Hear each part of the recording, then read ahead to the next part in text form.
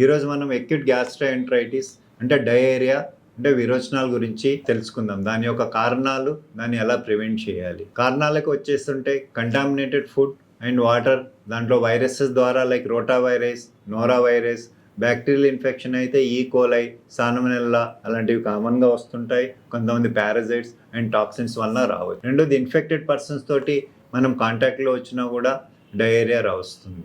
Seasonal changes వలన కొన్ని medications like antibiotics, anti cancer drugs వలన కూడా వస్తుంది. కొంతమందికి ఫుడ్ ఇంటాలరెన్స్ ఉంటుంది towards lactose like dairy products వలన.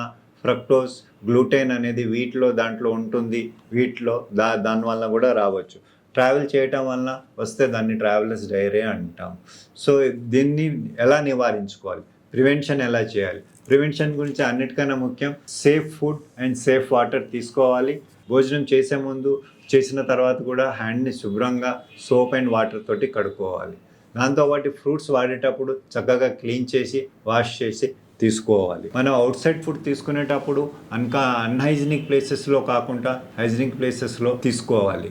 అన్హైజీనిక్ ప్లేసెస్లో తీసుకోవడం వలన ఫుడ్ అండ్ వాటర్ కంటామినేట్ అయ్యి లూజ్ మోషన్స్ అయ్యే అవకాశాలు చాలా ఎక్కువగా ఉంటుంది. వీలైనంత వరకు నిల్వ ఉన్న ఫుడ్ని తీసుకోకుండా ఫ్రెష్ ఫుడ్ తీసుకోవాలి. ఈ విధమైన నివారణ చేసుకోగలిగితే ఈ అక్యూట్ డయేరియా నుంచి బారిన పడకుండా మనం జాగ్రత్త తీసుకోగలం. Thank you.